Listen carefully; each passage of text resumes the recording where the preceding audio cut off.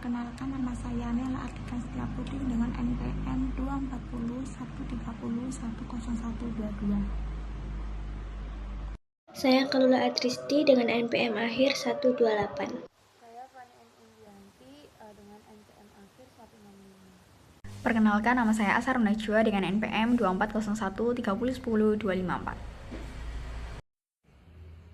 Perkenalkan, nama saya Damerus Pandanwangi dengan nomor NPM 240 130 10257. Saya Rafa Pramudian dengan 3 NPM akhir 279.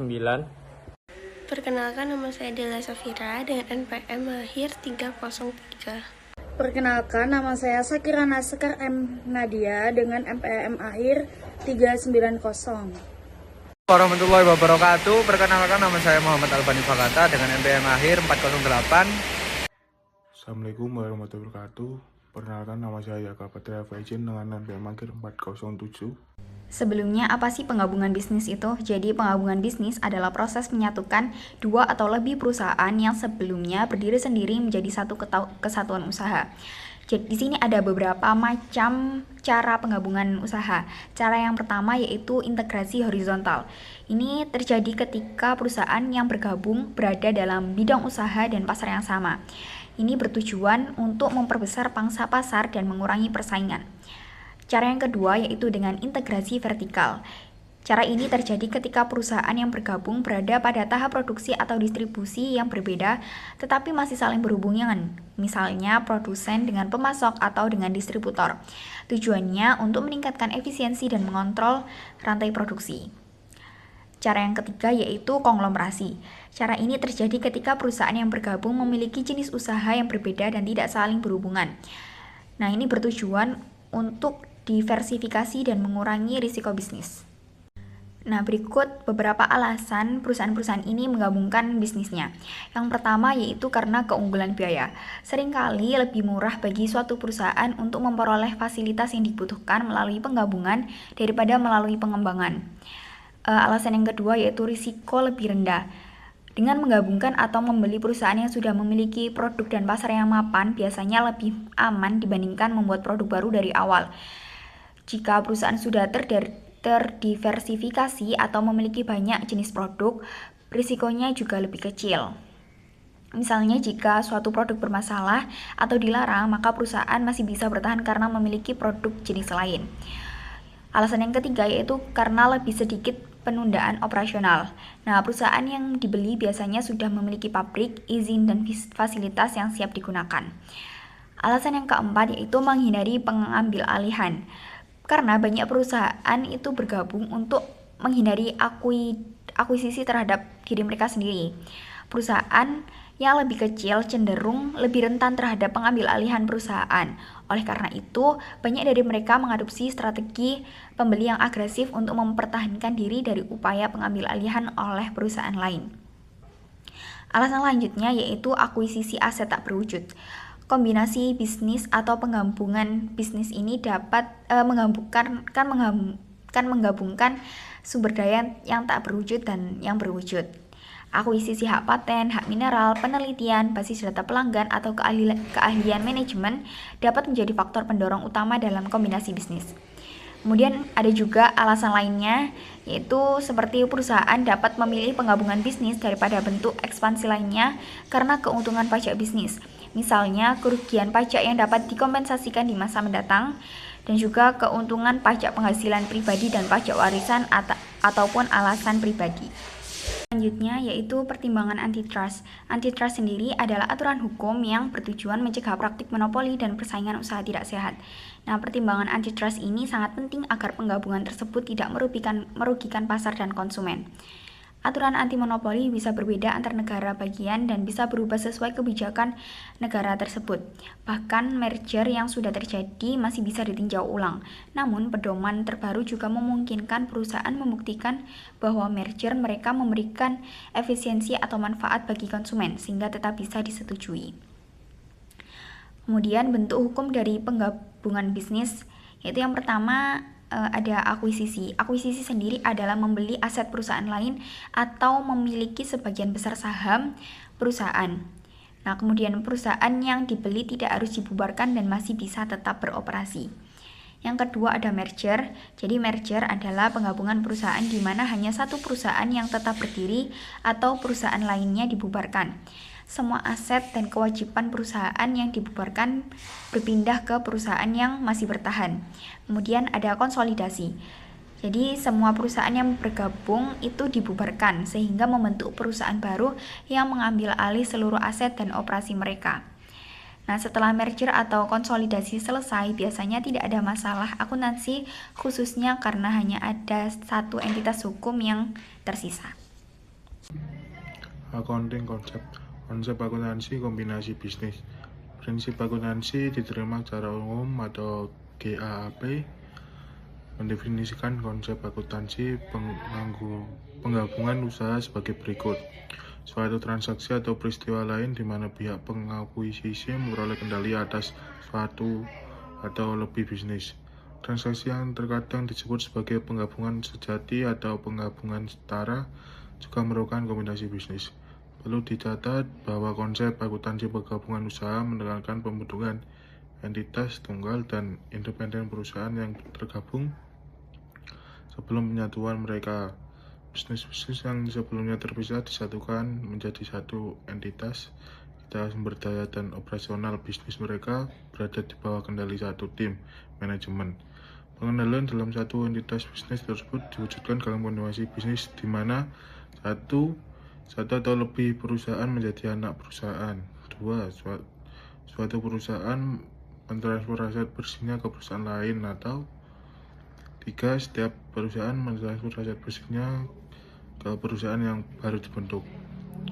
Latar belakang singkat tentang akuntansi untuk penggabungan bisnis. Akuntansi untuk penggabungan usaha merupakan salah satu topik terpenting yang paling menarik dalam teori dan praktik akuntansi. Pada saat yang sama ini kompleks dan kontroversial. Penggabungan usaha melibatkan transaksi keuangan dalam skala besar, kerajaan bisnis, kisah sukses dan kekayaan pribadi, kejeniusan eksekutif, dan kegagalan manajemen. Sesuai sifatnya, penggabungan usaha memengaruhi nasib seluruh perusahaan. Masing-masing penggabungan usaha unik dan harus dievaluasi berdasarkan substansi ekonomi terlepas dari bentuk hukumnya. Akuntansi internasional. Penghapusan metode penggabungan atau pooling membuat GAAP lebih konsisten dengan standar akuntansi internasional. Sebagian besar negara ekonomi besar melarang penggunaan metode penggabungan untuk mencatat penggabungan bisnis. Standar pelaporan keuangan internasional atau IFRS mengharuskan penggabungan bisnis tercatat menggunakan metode akuisisi dan secara khusus melarang metode penggabungan kepentingan atau pooling of interests dalam memperkenalkan standar baru ini. Ketua Dewan Standar Akuntansi Internasional. Kali ini saya akan menjelaskan accounting combination akuisisi, yakni yang pertama, dalam GAAP mensyaratkan bahwa semua kombinasi bisnis yang dimulai setelah 15 Desember 2008 harus dicatat sebagai akuisisi. Metode akuisisi mengikuti GAAP yang sama untuk mencatat kombinasi bisnis seperti yang kita ikuti dalam mencatat pembelian aset lain dan timbul kewajiban. Kemudian berikut merupakan accounting combination akuisisi, yakni membebankan biaya langsung penggabungan bisnis, kemudian membebankan biaya pendaftaran, kemudian membebankan biaya tidak langsung seperti gaji, manajemen, depresiasi, kemudian membebankan biaya tidak langsung yang dikeluarkan untuk menutup fasilitas duplika. Nah, kemudian dalam akuntansi kombinasi ini dengan metode akuisisi dicatat sebesar nilai wajar imbalan yang diberikan, yaitu harga pasar saham yang diterbitkan oleh perusahaan pengakuisisi. Pada kasus ini, Pop Corporation mencatat investasi pada Sun Corporation sebesar 1.600.000, kemudian dengan nilai pasar 100.000 per lembar saham yang diterbitkan. Dan data yang diketahui yakni saham yang diterbitkan sebesar 100.000 per lembar, kemudian nilai nominal 10.000, harga pasar saham 16.000, biaya langsung akuisisi yakni terdapat vendor dan konsultan sebesar 80.000, biaya penerbitan saham 40.000. Kemudian kita cara menentukan nilai akuisisi, yakni dengan cara saham yang diterbitkan sebesar 100.000 per lembar dikali 16 dari harga pasar saham yang menghasilkan nominal sebesar 1.600.000. Kemudian jurnal penerbitan saham, yakni yang pertama mengakui investasi investment Inson sebesar 1.600, kemudian mengakui modal saham yakni 100.000 dikali 10.000, 100.000 dikali 10 menjadi 1.000 rupiah. Kemudian additional paid in capital sebesar 600. Nah, nilai pasar 1.600.000 dikurangi nilai 1 juta, selisih dicatat sebagai additional paid in capital atau dapat diketahui APIC. Kemudian perlakuan biaya tambahan akuisisi, yakni dengan jurnal debit APIC yakni sebesar 40, kredit kas sebesar 40. Kemudian total biaya akuisisi yang diakui yakni nilai investasi SON 1.600.000, biaya vendor dan konsultan tidak menambah nilai investasi dikarenakan beban profesional. Kemudian biaya penerbitan saham yakni mengurangi ekuitas bukan investasi. Dari kesimpulan soal berikut, yakni investasi dicatat sebesar nilai wajar saham yang diterbitkan, biaya langsung jasa profesional itu beban, kemudian biaya penerbitan saham pengurang ekuitas. Langkah pertama dalam pencatatan akuisisi adalah menentukan nilai wajar dari semua aset berwujud dan tidak berwujud yang dapat diidentifikasi yang diakuisisi dan kewajiban yang diasumsikan dalam penggabungan tersebut. GAP memberikan panduan tentang penentuan nilai wajar. Terdapat 3 tingkat keandalan untuk estimasi nilai wajar. Tingkat pertama adalah nilai wajar berdasarkan harga pasar yang telah ditetapkan. Tingkat kedua menggunakan nilai sekarang dari estimasi arus kas masa depan yang didiskontokan berdasarkan ukuran yang dapat diamati seperti suku bunga utama. Dan yang ketiga mencakup estimasi lain yang diperoleh secara internal. Nah, sepanjang teks ini kami berasumsi bahwa total nilai wajar sama dengan total nilai pasar, kecuali dinyatakan dengan hal lain. Aset seperti paten atau formula harus tetap dinilai wajar meskipun perusahaan yang diakuisisi sebelum sudah menghapus biaya tersebut. Pihak pengakuisisi wajib mengakui goodwill pada tanggal akuisisi yang diukur sebagai selisih antara A dan B. Jumlah dari hal-hal berikut. Yang A, yaitu imbalan yang dialihkan diukur sesuai dengan bagian. Ini yang secara umum mensyaratkan nilai wajar pada akuisisi. Kemudian nilai wajar dari setiap kepentingan pengendalian pada perusahaan yang diakuisisi.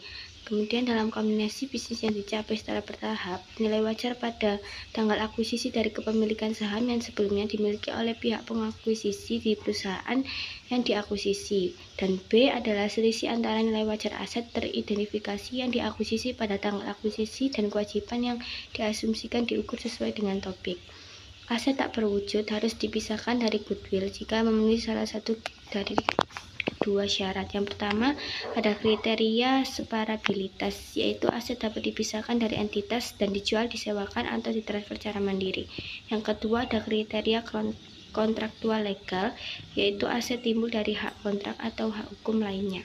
Selanjutnya, di sini saya akan menjelaskan tentang imbalan kontingen dalam akuisisi. Nah, pembayaran tambahan pada pemegang saham sebelumnya dari perusahaan yang diakuisisi bergantung pada peristiwa dan transaksi di masa mendatang. Nah, imbalan kontingen ini dalam akuisisi itu harus diukur dan dicatat pada nilai wajar pada tanggal akuisisi sebagai bagian yang dialihkan dalam akuisisi. Nah, pertimbangan kontingen dapat diklasifikasikan sebagai ekuitas atau sebagai kewajiban. Nah, pihak pengakuisisi dapat setuju untuk menambah saham tambahan kepada pihak yang diakuisisi jika pihak yang diakuisisi itu memenuhi target pendapatan di masa yang akan mendatang. Nah, kemudian pertimbangan kontingen itu berbentuk sebuah ekuitas. Nah, pada tanggal akuisisi, akun investasi dan modal dasar itu ditingkatkan dengan pertimbangan kontingen. Nah, terus perlakuan akuntansi atas perubahan selanjutnya dalam nilai wajar pertimbangan kontingen itu bergantung pada apakah pertimbangan kontingen tersebut diklasifikasikan sebagai ekuitas atau sebagai kewajiban. Nah, jika pertimbangan kontingen itu berupa ekuitas, itu pihak pengakuisisi itu tidak mengukur ulang nilai wajar kontingensi pada setiap tanggal pelaporan hingga kontingensi wajar tersebut tercermin dalam akun ekuitas. Nah, tetapi jika pertimbangan kontingensi berupa kewajiban, itu pihak pengakuisisi itu mengukur nilai wajar kontingensi tersebut pada setiap tanggal pelaporan hingga kontingensi tersebut terselesaikan pada perubahan nilai wajar pertimbangan kontingen dilaporkan sebagai laba atau rugi dalam pendapatan dan kewajiban tersebut juga disesuaikan. Ini itu pada ASC nomor 805/30. Nah, di sini selanjutnya ada perbandingan biaya dan nilai wajar. Nah, setelah menetapkan nilai wajar untuk semua aset yang diakuisisi dan kewajiban yang diasumsikan, itu selanjutnya tuh kita membandingkan biaya investasi dengan total nilai wajar aset yang dapat diidentifikasi dikurangi dengan kewajiban. Nah, jika biaya investasi melebihi nilai wajar bersih, maka pertama-tama kita akan mengalokasikan kelebihan itu ke aset bersih yang dapat diidentifikasi sesuai dengan nilai wajar, dan kemudian mengalokasikan sisa kelebihan tersebut tuh ke goodwill gitu. Nah, di sini juga ada aset tak berwujud yang dapat didefinisikan ASC 805/20. Nah, di sini tuh menyajikan contoh aset tak berwujud dapat diidentifikasikan yang diperoleh dalam penggabungan bisnis atau business combination. Beberapa contoh itu mungkin memiliki karakteristik aset selain aset tak berwujud. Nah, pihak pembeli itu harus memperhitungkan juga aset-aset tersebut sesuai substansinya. Nah, di sini ada yang pertama itu aset tak berwujud. Jadi jika ada simbol pagar itu adalah aset yang timbul dari hak kontraktual dan hukum lainnya. Dan simbol bintang itu adalah tidak timbul dari hak kontraktual. Jadi contohnya pada yang pertama ada aset tak berwujud yang berkaitan dengan pemasaran. Itu A itu adalah merek dagang, nama dagang, merek jasa, merek kolektif, dan merek sertifikasi. Itu termasuk dalam aset yang timbul dan hak kontraktual atau hak hukum lainnya. Selanjutnya ada tampilan dagang, warna, bentuk, desain kemasan yang unik, judul utama surat kabar, nama domain internet, dan perjanjian non kompetisi itu termasuk aset yang timbul dari hak kontraktual atau hak hukum lainnya. Nah, selanjutnya ada aset tak berwujud yang berkaitan dengan pelanggan. Yang pertama ada daftar pelanggan, itu termasuk tidak timbul dari hak kontraktual atau hukum lainnya. Nah, yang B itu ada jumlah pesanan atau antrian produksi. Selanjutnya ada kontrak pelanggan dan penghubung hingga terkait, dan D hubungan pelanggan non kontraktual. Selanjutnya ada aset tak berwujud yang berkaitan dengan seni. Itu ada drama, opera, balet, terus buku, majalah, surat kabar, karya musik seperti lirik lagu, jingle iklan, dan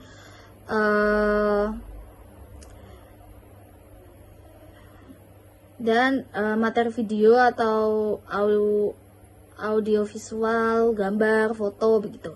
Selanjutnya ada aset tak berwujud berbasis kontrak, itu seperti royalti, perjanjian penghentian sementara, kontrak periklanan, izin konstruksi, perjanjian waralaba, hak operasi dan penyiaran, kontrak layanan seperti kontrak layanan hipotek, kontrak kerja, hak pengguna seperti pengeboran air, udara, pembangunan kayu dan wewenang rute. Nah, selanjutnya terakhir itu ada aset tak berwujud berbasis teknologi, itu seperti teknologi yang dipatenkan, perangkat lunak komputer dan pekerja masker. Ada teknologi yang tidak dipatenkan dan ada basis data termasuk tanam judul. Nah, kemudian ada contoh kasus. Di sini ada 2 kasus. Nah, untuk kasus yang pertama itu untuk pengerjaannya itu ada beberapa tahapan. Yang pertama itu teman-teman harus menentukan dulu nih bentuk transaksi akuisisi itu gimana. Nah, kalau di soal ini, Palm Corporation itu membeli Sun Company itu dengan kas sebesar $400.000 dan menerbitkan 50.000 lembar saham biasa dengan nilai nominal itu sebesar $10 untuk per lembarnya dan nilai pasar sebesar $20 per lembar. Nah, sehingga di sini karena nilai pasarnya itu sebesar $20, maka nilai saham yang diterbitkan itu sebesar $1 juta dari 50.000 dikali dengan $20. Nah, kemudian teman-teman harus menghitung total imbalan yang dibayarkan oleh PAM, yaitu sebesar $1.400.000 karena dari kas sebesar $400.000 ditambah dengan saham sebesar $1 juta. Nah, lalu tahapan yang kedua itu teman-teman harus melakukan pengakuan investasi dari soal ini tadi itu seperti apa. Jadi pada awal transaksi PAM itu mencatat investasi di Sun Company itu sebesar $1.400.000 sebagai total biaya akuisisi. Nah, ini tuh mencerminkan bahwa PAM itu menukar kas dan saham untuk mendapatkan kendali atas Sun Company. Lalu untuk langkah yang ketiga itu teman-teman harus mengidentifikasi aset dan liabilitas Sun Company, karena setelah akuisisi PAM itu harus mengidentifikasi seluruh aset dan kewajiban Sun Company itu ada apa aja gitu. Nah, setelah dilakukan identifikasi, teman-teman itu harus melakukan perhitungan aset bersih teridentifikasi itu ada berapa sih gitu.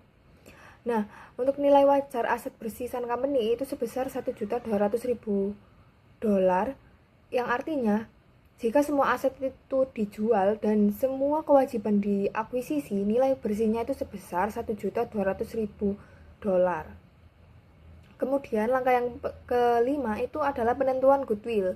Nah, di sini bisa dibandingkan kalau biaya akuisisi itu kan tadi sebesar $1.400.000, sedangkan nilai wajar aset bersih yang teridentifikasi itu $1.200.000.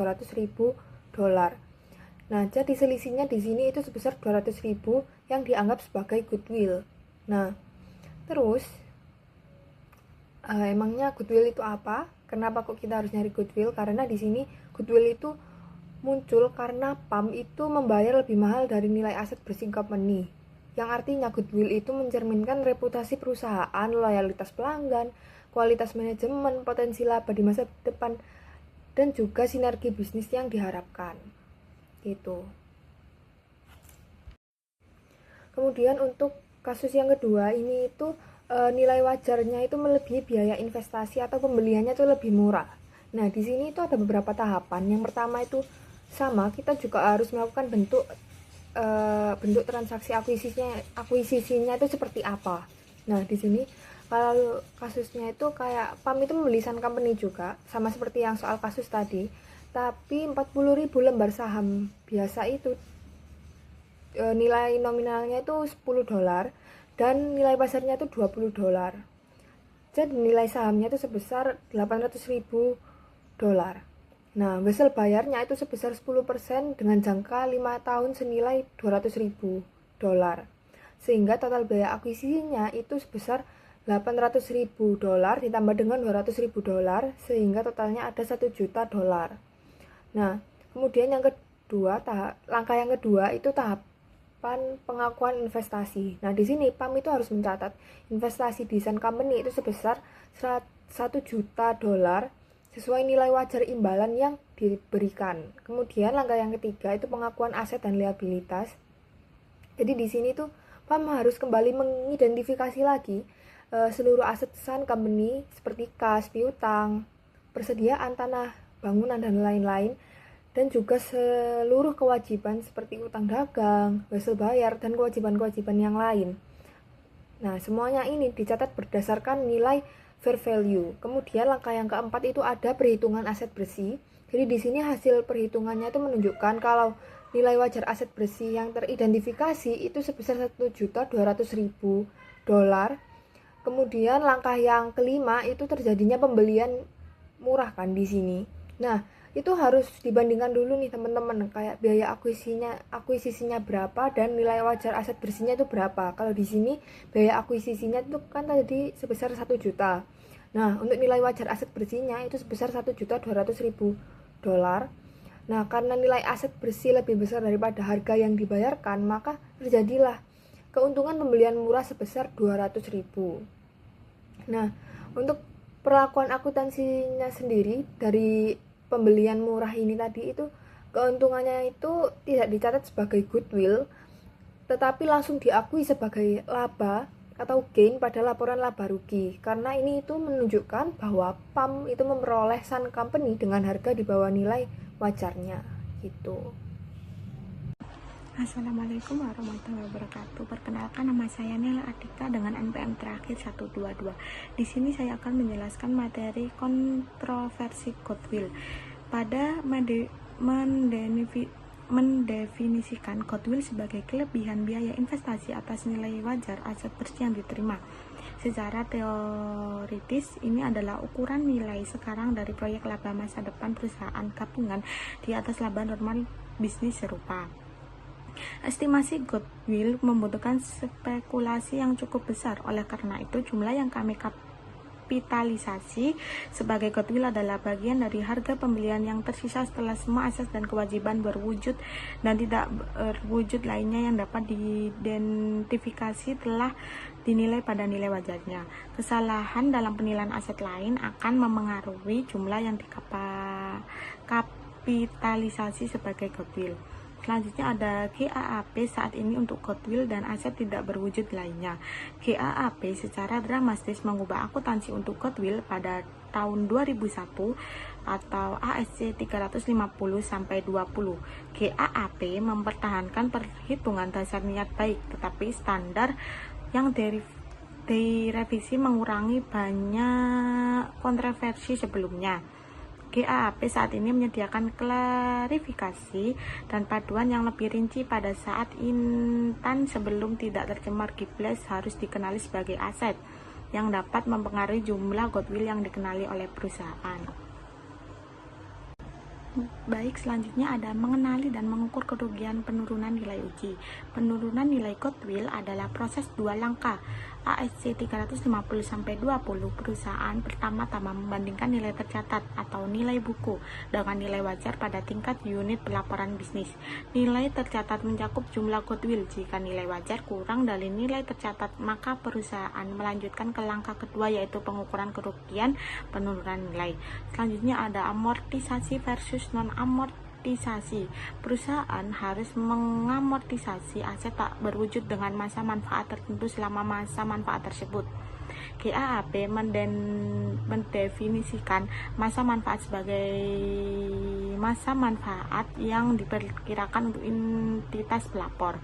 Metode amortisasi harus mencerminkan pola konsumsi yang diharapkan dari manfaat ekonomi aset tak berwujud tersebut. Jika perusahaan tidak dapat menentukan pola tersebut, maka mereka harus menggunakan amortisasi garis lurus. Jika aset tak berwujud dengan masa manfaat tak terbatas kemudian memiliki masa manfaat yang dapat diperkirakan, maka aset tersebut harus diamortisasi pada saat itu. Jadi di sini saya akan menjelaskan tentang disclosure requirement. Nah, yaitu pengungkapan kombinasi bisnis atau GAAP atau FASB. Kategori utama pengungkapan yaitu ada 4. Yang pertama ada periode pelaporan saat kombinasi terjadi. Dan yang kedua ada kombinasi setelah periode pelaporan sebelum penerbitan laporan keuangan. Ketiga ada jumlah provisional yaitu sementara. Dan yang keempat ada penyesuaian terkait kombinasi bisnis. Nah, selanjutnya ada detail informasi yang wajib diungkap. Di sini ada 8. Dan yang pertama itu ada informasi umum, yaitu nama dan deskripsi entitas, tanggal akuisisi, persentage hak suara, alasan akuisisi dan cara memperoleh kendali. Dan selanjutnya ada goodwill dan bargain purchase. Detail mengenai nilai goodwill yang timbul atau keuntungannya dari pembelian diskon. Dan ketiga ada pertimbangan atau imbalan. Bersifatnya tuh ada sifat, persyaratan, dan nilai wajar imbalan yang dialihkan. Dan selanjutnya ada aset dan liabilitas, rincian aset yang diperoleh, liabilitas yang diambil alih, serta kepentingan non-pengendalian. Dan selanjutnya ada pajak tangguhan, yaitu pengurangan penyisihan, penilaian aset pajak tangguhan milik pengakuisisi. Dan selanjutnya ada transaksi terpisah, yaitu informasi transaksi dengan pihak terakuisisi yang dicatat di luar kombinasi bisnis. Akuisisi bertahap, step acquisition, rincian mengenai proses akuisisi yang dilakukan secara bertahap.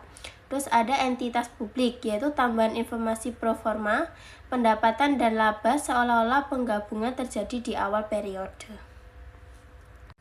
Untuk selanjutnya itu ada sesuai standar GAAP ASC 350-20, perusahaan itu wajib menyajikan saldo agregat goodwill sebagai baris terpisah di neraca dan melaporkan rugi penurunan nilai secara mandiri dalam komponen laba rugi operasi berjalan, serta memberikan pengungkapan mendetail mengenai aset tak berwujud lainnya.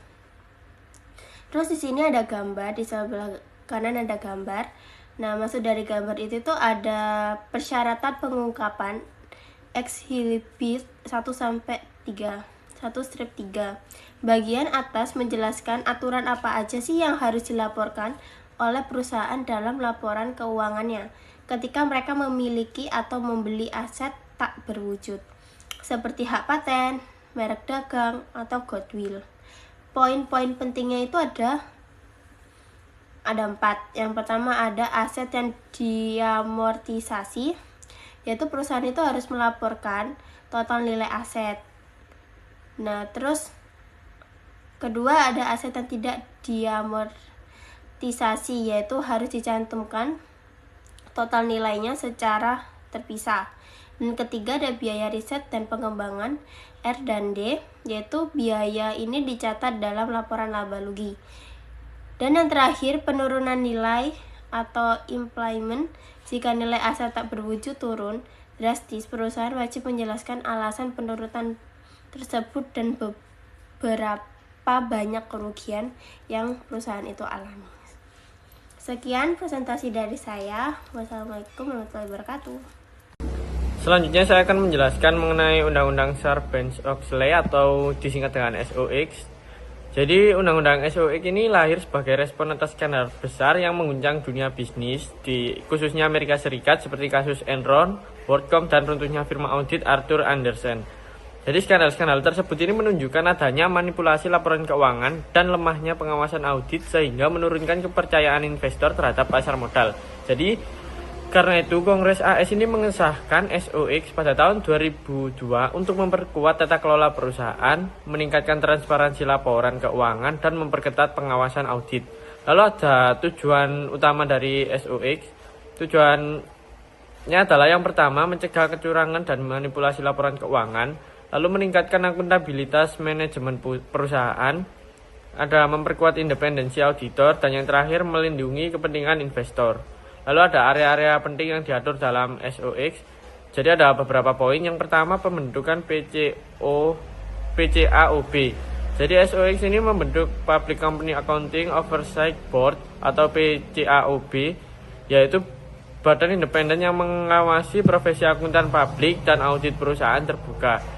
Lalu independensi auditor. Jadi auditor ini dilarang memberikan jasa konsultasi tertentu kepada klien auditnya untuk mencegah konflik kepentingan.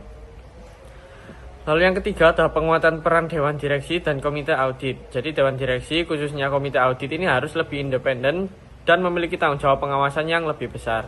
Lalu yang keempat, sertifikasi laporan keuangan. Jadi para petinggi perusahaan seperti CEO dan CFO ini wajib menyatakan bahwa laporan keuangan ini telah disusun dengan benar, lalu bertanggung jawab atas efektivitas pengendalian internal. Yang kelima ada pengendalian internal.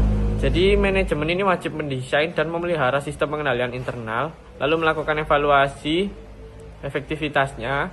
Jadi auditor independen ini juga harus meninjau dan mengesahkan penilaian tersebut. Lalu yang keenam ada peningkatan pengungkapan. Jadi perusahaan ini harus mengungkapkan transaksi di luar neraca. Lalu kewajiban kontraktual, informasi materi secara lebih cepat melalui form 8K. Lalu ada penegakan hukum. Jadi penegakan SOX ini berada di bawah SEC atau Security and Exchange Commission. Jadi pelanggaran SOX ini diperlakukan sama seriusnya dengan pelanggaran Undang-Undang Bursa Sekuritas tahun 1934 setelah skandal Enron. Aktivitas integrasi dan penegakan hukum SEC meningkat secara signifikan. Ada beberapa contoh kasus pasca SOX, yaitu Krispy Kreme Donut. Ini merevisi laporan karena ternyata keuntungan yang dilaporkan terlalu tinggi. Lalu ada mantan direktur WorldCom menyetujui penyelesaian gugatan investor sebesar 54 juta US dollar. Jadi kasus ini itu menunjukkan bahwa SOX ini memperketat pengawasan dan meningkatkan akuntabilitas perusahaan publik.